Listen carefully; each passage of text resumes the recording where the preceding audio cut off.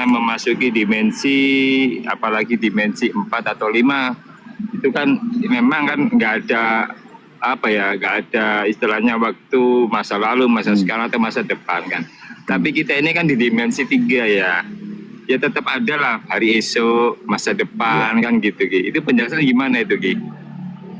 Itu bukan orang makrifat, tapi orang keblinger, gitu.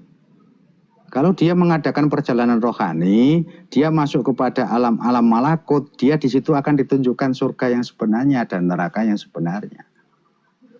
Kalau dia itu yang bicara seperti itu bukan orang makrifat, tetapi orang makrepot, gitu loh, level, paham nggak? Oh, sudah jelas Allah menciptakan berpasang-pasangan, ada dohir, ada batin, wal awalu wal akhiru wal dohiru wal batinu. Kalau surga di sini ada, berarti surga di sana juga ada. Oh, jelas saya kok yo dirusak. Berarti dia belum nyampe kepada alam malakut sana, adanya surga dan neraka kan gitu. Kalau dia sudah ma'rifat, sudah menembus daripada dimensi alam malakut, dia tidak akan menafikan daripada surga yang ada di sana. Berarti dia belum mengadakan perjalanan rohani, gitu. Gitu. Seperti itu. Oh, sudah jelas berpasang-pasangan kok. Ada dohir, ada batin, ada awal, ada akhir. Kok bilangnya surga itu ada di sini? Ya surgamu sendiri, bukan surga kita. Ya toh? Nah, gitu jawabannya Playboy. Saman kok tahu kalau itu orang ma'rifat? Dari mana? Cirinya orang ma'rifat itu gimana coba? Terus gini juga Ki, katanya ya, saya dengar banyak dari komal-komal ya.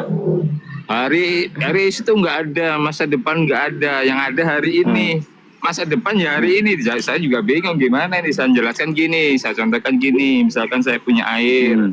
Air ini saya taruh di gelas ke masa lalu, saya taruh air, saya kasih botol masa sekarang, saya taruh air masa depan, ember, kan tetap air, cuma wadahnya kan ganti-ganti kan gitu, saya umpamakan gitu. Iya. Gimana itu Ki? Nggak gimana. Ya harinya dia yang dilakukan saat ini itu namanya takdir, kan sudah jelas kan. Takdir itu yang sudah dilalui dan yang saat kita lakukan saat ini yang tidak bisa dirubah. Itu secara umum, ya. Ya, kalau kita secara khusus yang namanya takdir itu adalah catatan diri kita di mana kita diproses daripada alam ar-rahim sampai menuju kematian. Nah, itu namanya takdir. Jadi bentuk keseluruhan daripada hidup dan kehidupan kita. Karena di situ sudah dicantumkan. Nah, itu takdir semua, ketentuan mutlak daripada innallaha ala kulli syai'in qadir. Gitu loh. Jadi kenapa berprinsip seperti itu? Agar potensi daripada pola pikir kita itu tidak masuk ke dalam ayal khoyali. Karena apa yang belum terjadi ini adalah rahasia daripada yang maha suci. Nah, prinsip takdir adalah hari ini adalah takdir diri kita ini agar kita tidak tulul alamal, memperpanjang angan-angan. Sehingga tatkala kita memperpanjang angan-angan, tidak tahu apa yang terjadi besok, akhirnya di sini kita menjadi Tuhan untuk diri kita. Nah, itu yang nggak boleh sebenarnya, gitu loh. Nah, kecuali kita sudah tahu, oh besok itu seperti ini, catatannya seperti ini. Nah, kita tinggal menjalankan aja. Kalau belum tahu, di sini tidak boleh menghayal yang disebut dengan tulul amal. Nah, ini prinsip untuk apa kita itu menjalankan segala sesuatu hal agar tidak ada rasa takut dan khawatir dalam menjalani kehidupan. Nah, gitu. Seperti itu.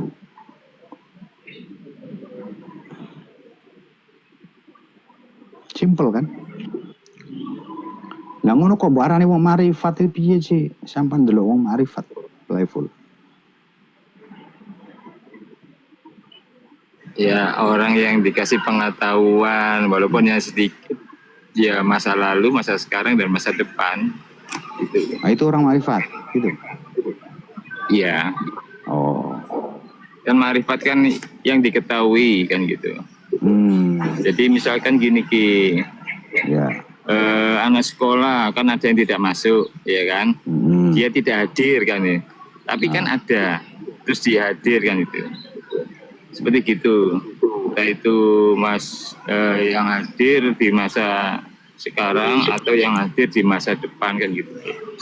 Tapi daripada sifatnya diketahui dia lah. belum masuk daripada makrifat. Karena ciri orang makrifat itu harus bisa memanusiakan manusia, tidak menjustis dia. Jadi kalimat itu tadi kan menjustis, seakan-akan dirinya pemahamannya dia yang benar. Benar nggak?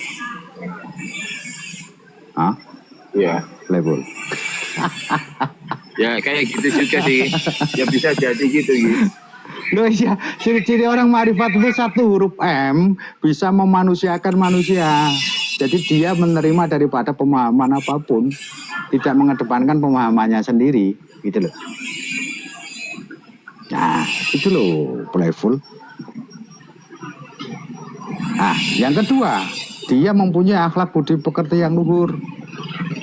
Dia nggak mau menjustis daripada keyakinan orang lain, dan dia tidak mau menjustis pemahaman orang lain.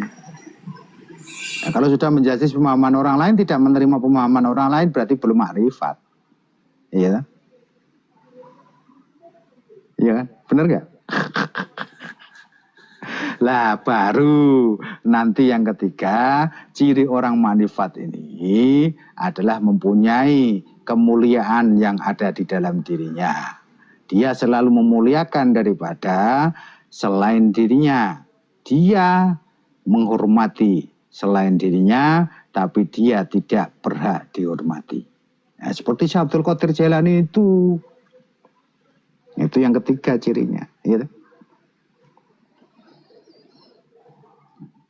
Dia bisa membuka daripada risalah, rahasia serta rusiah yang ada dalam dirinya, maka dia dikasih tahu yang sudah berlalu, saat ini, dan yang akan datang. Nah ini tengah-tengah sih sama Juko iku playful. Wah, sampai nih.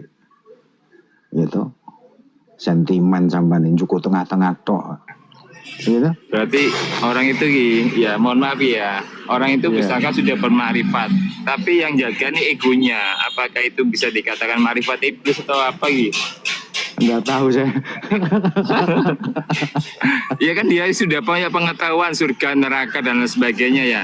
Tapi dia itu nggak bisa menerima orang lain, pendapatnya orang yang memasakkan dirinya supaya paham orang lain itu gimana itu? Berarti belum makrifat dan Assalamualaikum. Waalaikumsalam warahmatullahi. Izinkan saya Ontoseno dari Medan. Wih, mantap Ontoseno. Saya monitor tadi Bapak apa tadi itu apa ya memaksakan apa dia boleh tuh. Ini yang buat jadi gaduh itu. Iya, itulah Ontoseno. Dibilangin nggak orang percaya sudah tuh mengenal anak-anak. Tuhannya nggak gitu. Iya. Man arafan nafsahu faqad arafat rabbahu. Dia tetap berkasih sayang, mahabbah, itu sifat mendapat sifat namanya. Jadi kalau kita mau cerita sidik amanah tablik patona itu kan bukan sekedar diucap-ucap aja. Yeah. Bagaimana kita mengaplikasikan ke dalam diri kita masing-masing. Nah,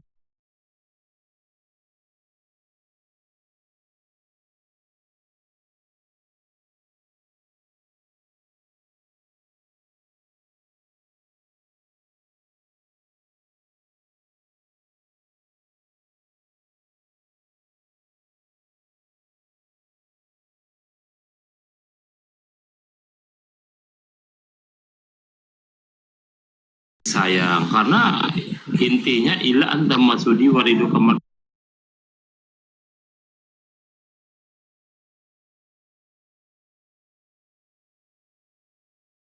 penglihatan punya Allah, dengar punya Allah, semua punya Allah, mana ada punya kita cuma dipinjamkan. Kenapa kita harus sombong? Bagaimana kita menghilangkan, menisbatkan, menapi isbat di dalam diri kita tuh sifat ma'ani kembalikan kepada sifat manawiyah. Jadi kita ini nggak ada apa-apanya. Halo. Ya, masalah pemahaman Allah juga itu mana ada. Orang dikasih paham nggak dikasih paham itu Allah semua ya. Kita nggak berdaya karena duduk kita di makam la haula wala quwata illa billah. Ontoseno nggak dengar suara saya. Halo. Halo? Dengar gak? Dengar. Saya mau tanya sama Ontoseno. Monggo. Tadi semua katanya pinjaman ya? Bener? Iya, iya. Kira-kira Ontoseno kapan dipinjamin nafas sama Allah? Ya waktu Kita kita, bercanda Ontoseno nih. Bercanda lo ya. Iya, Jangan iya, marah. Ya, Monggo. Monggo. saya tanya sama Ontoseno. Ya. Kapan Allah meminjamin nafas kepadamu? Ayo Ya. coba. Waktu Ini kita mantap, dikasih Ontoseno. hidup itu, waktu Ini kita mantap. dikasih min ruhi tadi, setelah kita diberi ruh itu tadi, maka semua diberikan sama Allah. Itu kan ibaratnya fasilitas hidup. Kalau itu nggak logika Ontoseno. Nah, apa sih Jadi kita logika? harus bicara logika gitu loh. Hmm. Kalau jawabannya kapan kita itu dipinjemin nafas sama Allah tatkala kita balik, ya toh? Sehingga kita tahu, oh ini nafas, ini mata, ini telinga, gitu loh Ontoseno. Simpel Oh, kan? no. Iya. Iya, harus logika lah, ya kan? Oh, iya. Harus logika, jangan kembali ke situ, nggak bisa, Iya. karena kita tidak menyaksikan sendiri. Maka Iya. kalau kita ma'rifat, harus bisa menyaksikan sendiri, baru Iya. kenal nanti kan gitu. Iya. Itu caranya Ontoseno. Ini mantek tak kasih tahu caranya. Jadi kalau Iya. orang-orang ngeyel itu dia pakainya ilmu mantek Ontoseno gitu. Betul itu. Iya Ontoseno. Harus bisa menerima kan? Apapun itu datangnya dari Allah Ta'ala semuanya. Karena di dalam Iya. dunia ini nggak ada yang tidak ada Allah di situ. Sifat Allah, sifat qayyum Allah itu berdiri di makhluk itu. Kalau nggak, makhluk itu nggak ada. Waalaikumsalam. Jadi itu aja. Insya Allah mudah-mudahan sebagai kata pembuka dan penutup juga nih. Monggo. Siap. Nah itu salah satu bentuk yang disebut dengan amanah. Amanah daripada sifat Rasul itu tadi. Bahwasanya kita merasa bahwasanya segala sesuatu hal yang ada dalam diri kita itu adalah amanah. Maka harus dijaga. Kan gitu. Nah, kapan sampai itu dipinjami sama Allah? Dan bagaimana meminjamkannya? Nah, kalau ditanyain seperti ini nggak bisa jawab. Repot kita jadi. Gitu. Nanti dikatakan halu kata orang-orang itu. Wah itu cerita katanya. Nah, seperti itu. Maka kita harus berbicara kenyataan. Di mana manusia dilengkapi dengan bentuk yang sempurna. Maka disitulah dia diberikannya disebut dengan akal. Di mana akal ini bisa memilah dan memilih. Disitulah kesempurnaan. Maka amanah itu baru turun kepada diri kita. Nah gitu Ontoseno caranya. Ya. Tak pelajari sampai bahasa mantek. Ya. Jadi kalau orang sudah menguasai mantek dan balanggoh ini Ontoseno, kamu pakai dalil apapun bisa disalahkan sama dia. Karena dia pinter ngomongnya, kayak pengacara itu, ya. Ini musuhnya harus mantek. Nah, mantek ini adalah pengolahan bahasa, memilih bahasa daripada kata dan huruf. Nah, balanggoh ini adalah yang disebut dengan penyelarasan. Di mana daripada kata dan huruf ini diselaraskan dengan arti dan makna. Nah, ini namanya mantek dan balanggoh. Nah, maka orang menafsirkan Al-Quran harus punya alatnya. Satu nahwu sorob, yaitu, dua mantek dan balanggoh. Nah, mantek dan balanggoh ini dia untuk mengenali daripada babul nuzul, daripada ayat atau kalam yang tersurat tadi. Tak ada mantek dan balanggoh gak mampu deh. Nah gitu Ontoseno. Itu kalau menafsirkan Al-Quran. Kalau tafsirmu sendiri gak masalah. Itu kan untuk dirimu, bukan untuk disebarkan ke umat. Ya. Ya, kadang orang itu kadang kita membicarakan tentang diri kita, tatkala kita publikasikan, yang lainnya gak terima. Nah yang gak terima ini sebenarnya yang salah. Mau dia bicara tentang dirinya sendiri kok protes. Ya. Nah, gitu. Seperti itu Ontoseno, oke? Silakan yang lain, Zikro. Ontoseno ini sudah selesai Zikro. Sekarang Zikro dari Pekalongan. Jawa Tengah. Zikro.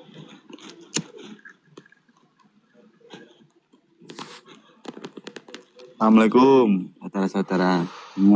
Waalaikumsalam warahmatullahi wabarakatuh. Niki jin nyimak mawon, Kang. Oh, nyimak. Siap. Oh lah, kalau ini Kang, sama Mama kayak gini mau tanya Kang. Ah, Jika manusia itu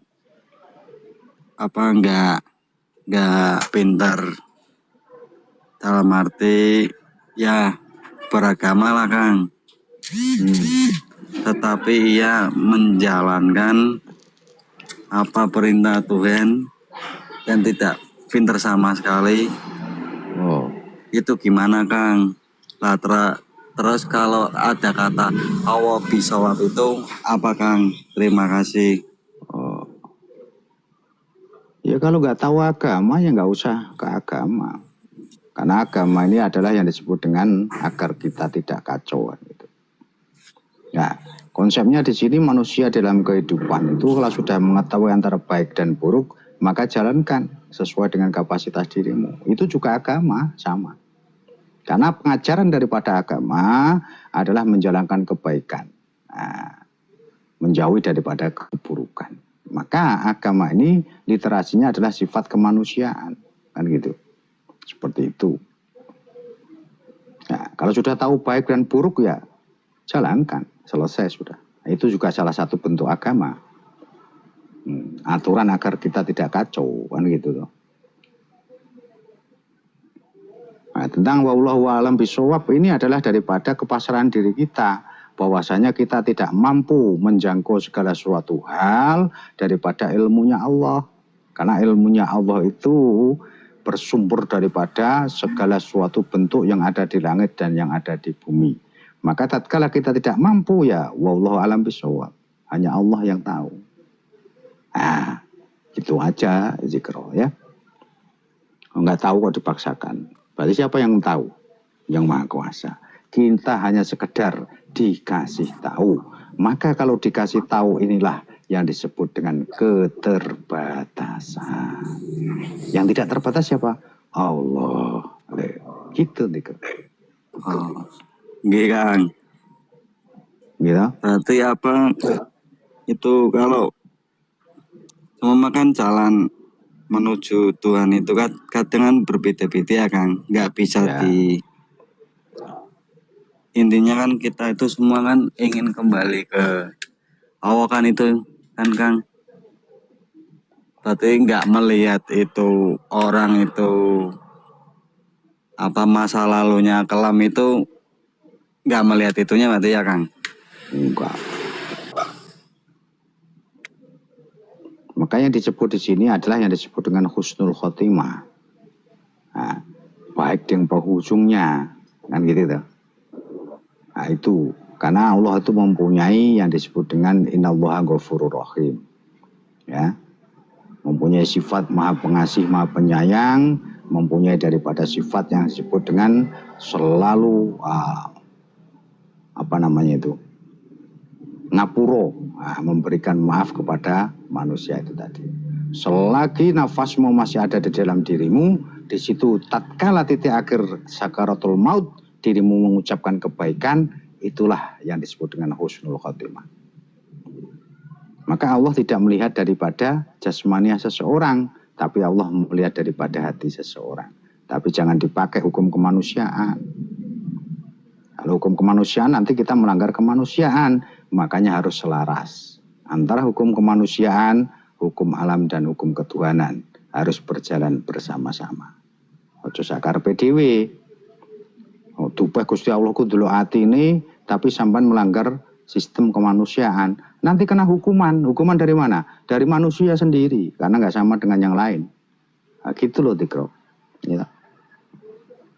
Berarti kita harus bisa menempatkan sesuatu pada tempatnya, di mana kita harus memakai hukum kemanusiaan, ya kita pakai hukum kemanusiaan. Di mana ada hukum sebab akibat, kita pakai hukum sebab akibat. Di mana kita mau memakai hukum ilahiyah, ya di situ kita pakai hukum ilahiyah. Inilah yang disebut keselarasan. Itu Dikro. Nggih, Kang. Hmm, Ya udah Kang, izin nyimak Kang. siap. Ini Khalifatul Ars ini sudah datang dia. Silakan Khalifah Arsi. Ada yang mau disampaikan? Kalau penyampaian aku cuma tipis-tipis saja loh. Dari mana Khalifah Arsi? Ya dari Medan. Oh, Medan. Makanya main kemari lah, Mbah, ke Medan. Medannya mana? Aku ini di kota ini. Oh, di kota. Daerah pusat kota. Hmm, ya. Ya, Silakan. mau nanam-nanam sawit Mbah di sini. Siap. Mau bernarasi apa? Ini pertanyaanku yang di bawah itu loh, Mbak. Oh, Itu piye? pertanyaannya. Pertanyaannya apa? Jadi gini nih, foto-foto ya aku bayar makan dulu nih. Oh ya, silakan bayar makan dulu.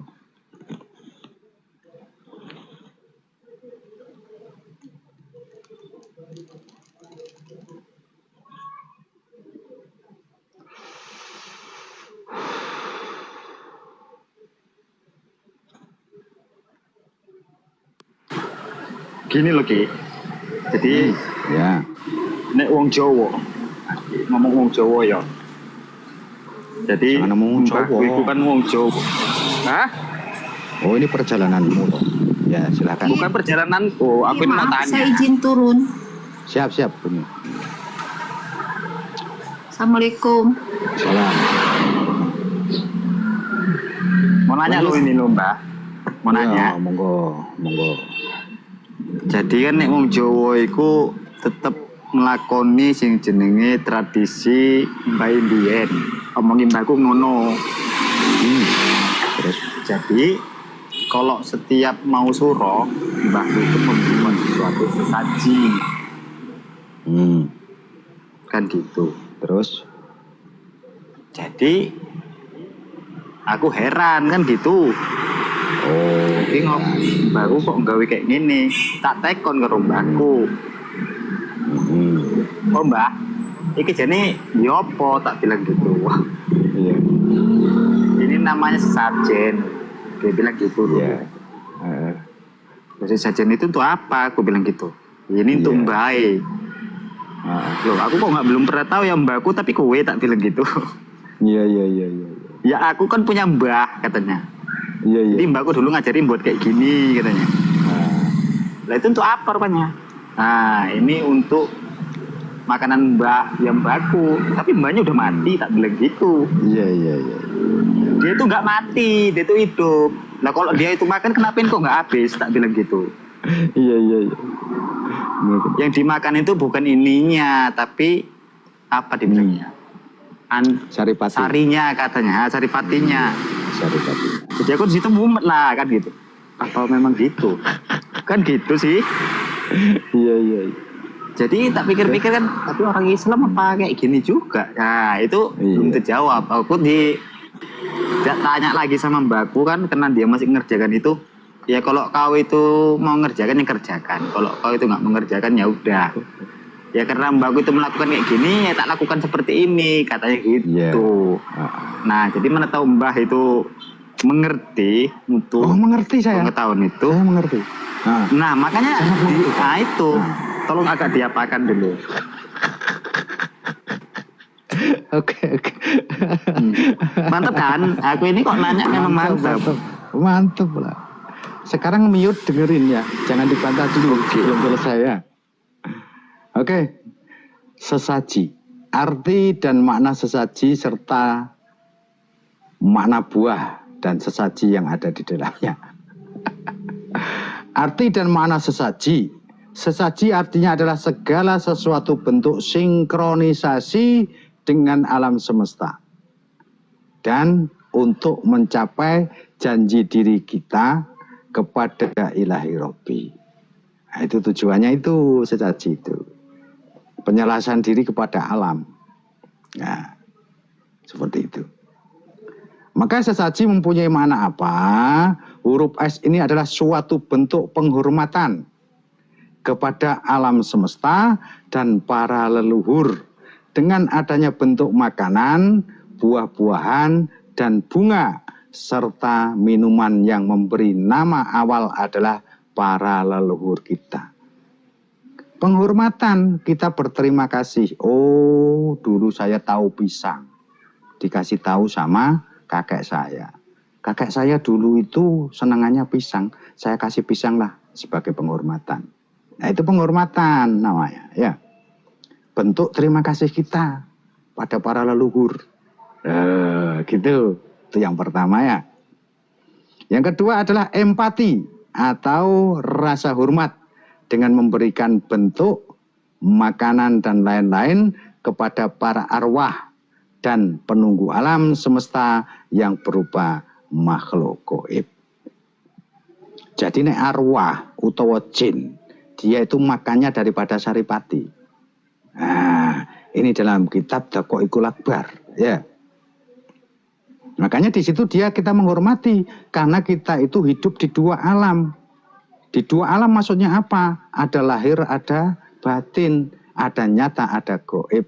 Kita itu hidup berdampingan. Nah, itu. Seperti itu. Ya. Ini namanya penghormatan, ya. Empati, rasa empati.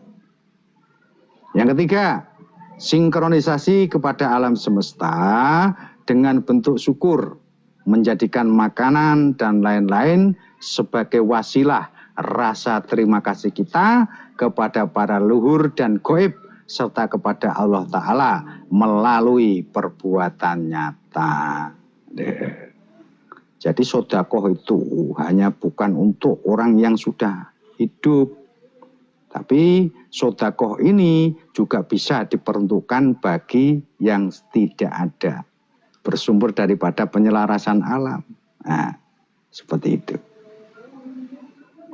Nah, maka di sini tujuannya adalah sinkronisasi kepada alam semesta dengan bentuk syukur, menjadikan makanan dan lain-lain sebagai wasilah rasa terima kasih kita kepada para leluhur dan gaib serta kepada Allah Ta'ala melalui perbuatan nyata.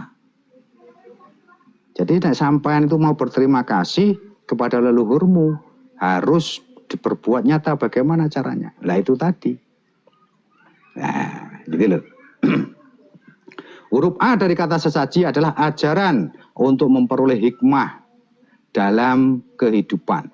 Dengan mengambil makna yang ada dalam makanan dan lain-lain sebagai ayat diri, ya, yang harus kita pahami agar tidak menjadi syirik. Jadi itu gambaran, bentuk gambaran. Setelah itu kita ilhami, kita manai menjadi panduan agar kita menjalankan kehidupan itu lebih baik. Makanya ada kata pisang, ada kata kelapa, itu mempunyai makna untuk kajian diri kita. Nah, itu maksudnya di situ. Selanjutnya apa sesaji? Huruf J-nya adalah janji diri dengan diri, alam semesta, dan Tuhan Yang Maha Esa. Pembuktian dalam perbuatan. Kalau kita itu adalah awalnya bersumber daripada makanan dan minuman, bersumber daripada saripati yang diolah menjadi air mani. Disinilah bentuk janji diri kita mengembalikan lagi, mentafakuri lagi daripada hal-hal yang membuat awal-muawal kita itu ada. Oh, ditafakuri di situ.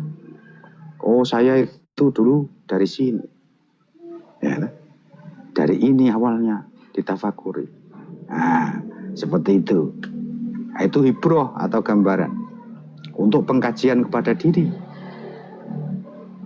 Yang terakhir sesaji huruf ini adalah ilham yang bersumber dari petunjuk alam semesta melalui makanan dan lain-lain yang ada di muka bumi. Maka ayat yang tersirat adalah ayat yang bersumber daripada segala sesuatu makhluk yang ada di alam semesta. Itu kita dijadikan ayat sehingga kita menjalankan kehidupan agar menjadi kehidupan yang lebih baik. Lihat gitu. Ya itu maksudnya. Ora sirik gitu. Contoh, buah apel. Gimana bisa menjadi ayat kepada diri kita? Maka apel artinya adalah penyinkronan alam semesta terhadap pola pikir, emosional, dan langkah lampah diri. Lah itu sebagai ayat kita maksudnya. Di sesaji itu tadi. Oh apel itu maksudnya ini. Berarti saya harus berperilaku seperti ini. Lah gitu maksudnya Khalifah ya. Maka apel huruf A itu apa? Akal pikir yang bersih dari pola pikir yang negatif. Oh saya harus mengutamakan prasangka yang baik dalam pola pikir saya. Dengan adanya apel ini tadi. Deh, waalaikumsalam. Syukur misi. Nah yang kedua apa? Penyatuan pikiran, hati dan rasa hanya kepada Tuhan yang Maha Esa, tempat bergantung. Huruf P-nya mewakili itu. Nah, itu ayat untuk kita kaji ke dalam diri kita. Oh, apel itu artinya ini, maksudnya kan gitu. Yang ketiga huruf L, huruf E daripada apel adalah emosional dan egoisme diri dihilangkan agar doa terkabulkan. Nah, itu ayatnya. Maka huruf L daripada kata apel adalah laku lampah atau perilaku diri harus sinkron dengan ucapan serta perkataan. Maka itulah yang disebut dengan ayat yang nyata, di mana kita melihat adalah ayat menjadikan daripada surat tatkala kita jalankan di dalam kehidupan sebagai bentuk ilham atau gambaran di dalam kepribadian kita. Apel memberi hikmah, artinya apa? Penyatuan diri terhadap alam semesta melalui ucapan dan perilaku diri. Itu contohnya, Khalifah. Kamu terima ya monggo, enggak kamu terima silahkan. Itu aja, gitu. Waalaikumsalam. Tapi tak rasa-rasa iku mbak, iku pecah jadi ini mbak mau. Pecah kentos ya. Ya memang Pecah harus jadi ini, dipecah. Kalau nggak pecah kita nggak paham, gitu loh. Oh iya gitu. Jadi orang-orang yang terdahulu itu memberikan daripada petunjuk itu tidak perlu ucapan, tetapi tindakan. Nah tindakan inilah yang disebut dengan kalam awal, kan gitu. Inilah perilaku Nabi. Nabi tatkala diberikan wahyu, dia tidak disebarkan, tetapi dilakukan di dalam perbuatan. Tatkala orang lain melihat, dia meniru, gitu loh. Berarti Nabi nggak bisa sesajen juga menunggu. Ini ayat maksudnya. Jadi Nabi itu kalau dikasih wahyu, dia hanya untuk dirinya, tidak disebarkan kepada orang lain, tetapi dilakukan dalam perbuatan, ya. Contoh Nabiullah Nuh, ya. Dia dikasih wahyu untuk membuat perahu, dilakukan dia. Bukan, aku Tapi nanya nggak sesajennya dikabarkan mbak. kepada umatnya, gitu loh. Sesajennya yang kutanya mbak. Sesajennya yang kutanya, bukan wahyu. Kenapa? Itu. Sesajennya yang saya tanya tadi. Sesajennya gimana maksudnya? Kan gini mbak. Sampan pernah cerita Nabi Sulaiman nggak? Nabi Sulaiman itu dia mau memberi makan kepada ikan. Nah itu salah satu bentuk yang disebut dengan sesaji dilempar kepada alam. Ada itu. Dimakan sama ikannya? Iya itu Khalifah. Kalau pengen sampean tahu, ya tahu. Gini loh, Nah, itu Mbak. sesaji, gitu loh. Kan mbakku itu kan melakukan tradisi mbaknya dulu, kan itu kan. Jadi pertanyaan Sampean aku kan tanya gini. Nabi tadi, Nabi melakukan apa enggak? Nabi Sulaiman melakukan hal itu, jelas. Iya, itu masuk Terus? akal loh mbak. Itu masuk akal. Ya iya. Jadi memberi Terus apa makan. lagi yang kamu tanyakan? Nabi Memberi siapa makan. lagi? Bukan nanya itu, aku bukan mau nanya itu. Nanya apa? Iku mau sing sesajen iku mau Hah? loh. Sesajen. Oh, sesajen. Yang kamu tanyakan aku apa tentang sesajen? Isi iku sing tak tekon kan sik sesajen iku urung nabi. Oh, Jadi lo nggak mau ngelantur lo yo. Bahas ini terus takon ini, bahas ini takon ini. Harusnya pahami dulu satu-satu kali Pak. ya urung sampai kuno aku mau mbak. Aku kan sik tekon sesajen. Iku kan mula-mulane piye ngono lho maksudku. Lah ngono Jadi, kok sampean takon kene bahas nabi contoh mbok takono nabi. gitu. Lah itu Coba mau. takon Nabi. Jadi kan gini, itu mau kan masalah tentang leluhur, kan ngono. Ya. Jadi leluhur orang Jawa dulu itu sebenarnya sebelum Islam itu keyakinan apa? Makanya dia membuat sesaji ataupun membuat sesaji itu. Ya itu ya Islam, karena Islam itu adalah isinya seluruh alam. Ayo, gimana? Ayo. Tapi kok nggak Islam ada itu ajarannya isinya seluruh di alam. Al-Quran kok nggak ada kayak gitu. Yang mana? Kalau dia di Islam itu kan ada petunjuk yaitu Al-Quran, pedoman Ya. kita kan gitu. Ada. Tapi kok nggak ada ajaran seperti itu? Tafakkaru fi khalqillah wala tafakkaru fi datillah. Berfikirlah engkau tentang ciptaanku, maka daripada ciptaan berupa buah tadi kita tafakuri sehingga menjadi ilmu dan ayat. Nggak ada di mana? Ada. Di mana sih? Ayo. Apa hubungannya sama sesajen itu tadi, Mbak? Tadi kan untuk menafakuri gambaran menjadi ayat, gitu toh tujuannya.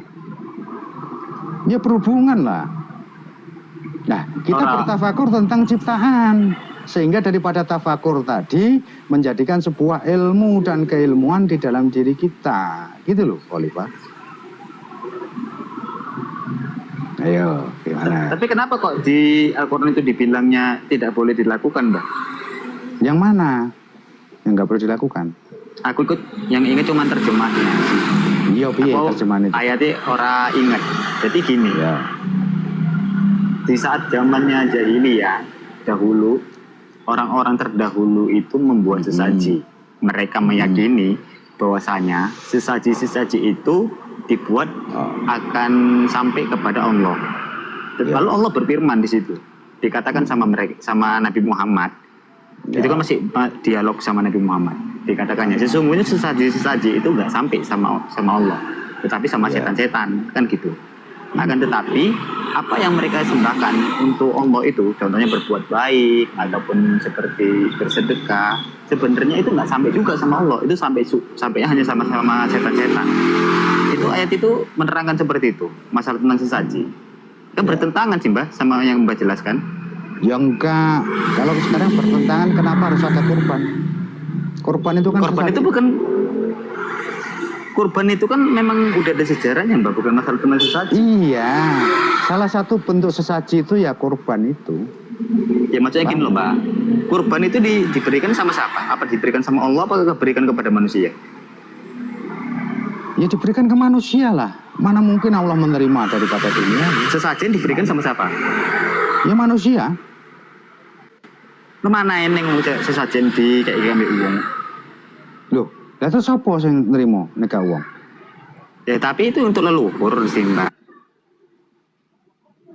Wah, repot iki kene. Sutraksa teko iki repot iki, ya. Langsung di-mute karo Saya kira innamal amalu binniat, saudaraku kisahnya. Ini salah dalam memahami nawaitunya.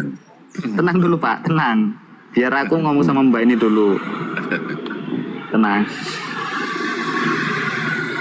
Iya, Mbak. Mbakku ngelakoni sesaji itu untuk Tadi memperingati. kan sudah saya jelaskan arti dan mana sesaji. Kalau sampan memahami, kalau sampan mengilhami, berarti kan tidak ada yang namanya. Kalau sampan mengilhami, Oh, kan tidak ada yang namanya. Kalau sampan mengilhami, kan tidak ada yang namanya. Makanya sampan pahami dulu arti dan mana sesaji. Disitulah tergantung daripada tujuannya, kan gitu toh. Nah sekarang yang melanggar yang mana? Menurutmu? Ya memang kalau secara Islam itu memang melanggar, Mbak. Kan ayat tadi udah aku kasih tahu. Yang mana ayatnya yang dikasih tahu? Bahwasanya sesajen-sesajen itu nggak sampai sama Allah, sampai sama setan. Nah sekarang zaman sholat itu sampai sama Allah nggak kira-kira? Itu kan perintah. Iya, saya tanya, walaupun itu perintah, kira-kira sholat itu sampai sama Allah? Ya Allah nggak ada nyuruh masalah nyampe atau nggak nyampe, itu kan perintah, Mbak. Nah, perintahnya di mana? Ya perintahnya kalau nggak salah di surat Al-Baqarah itu. Nah, perintahnya di mana coba?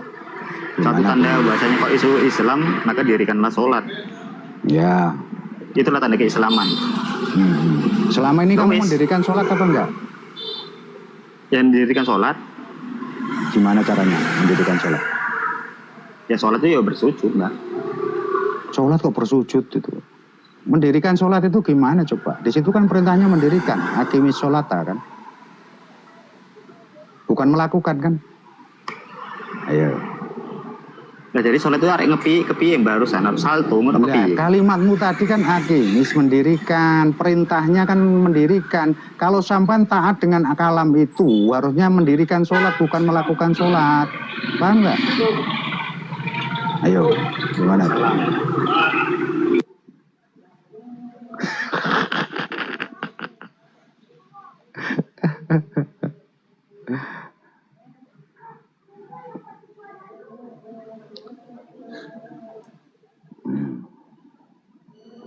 Dah, enggak niat musyawarah ini namanya, diturunkan aja, selesai. Ya, yang penting kemauannya dia sudah tak turuti. Mau diterima silahkan, nggak diterima monggo, gitu aja.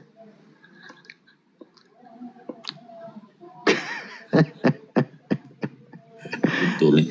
Nah, saya ingat sekali itu Nabi Sulaiman ya. Waktu minta izin kepada Allah untuk memberi makan makhluknya 1 hari. Waktu itu dia kumpullah seluruh jin dan untuk mencari makanan. Satu ikan paus saja, satu ikan paus langsung habis dihabisi dia punya lumbung makanan Sulaiman, Nabi Sulaiman alaihissalam. Betul ada dalil seperti itu. Saya percaya itu. Iya. Kurban itu kan sebenarnya juga sesaji, penyelarasan diri kepada alam, gitu loh. Ya memang semuanya tidak sampai kepada Allah karena itu adalah hablum minan nas, hubungan diri dengan alam semesta, penyelarasan melalui daripada hibroh dan gambaran kan gitu. Mana yang nyampe sama Allah? Enggak nyampe. Allah tidak butuh daripada sholatmu, Allah tidak butuh daripada segala suatu bentuk perbuatanmu. Tapi yang dibutuhkan Allah adalah rasa syukurmu dan ketaatanmu. Tapi yang dibutuhkan Allah adalah rasa syukurmu dan ketaatan. Ini kenapa ruhiyat ini? Dabling terus. Ya, di karo sopo sih ki? Sinyale.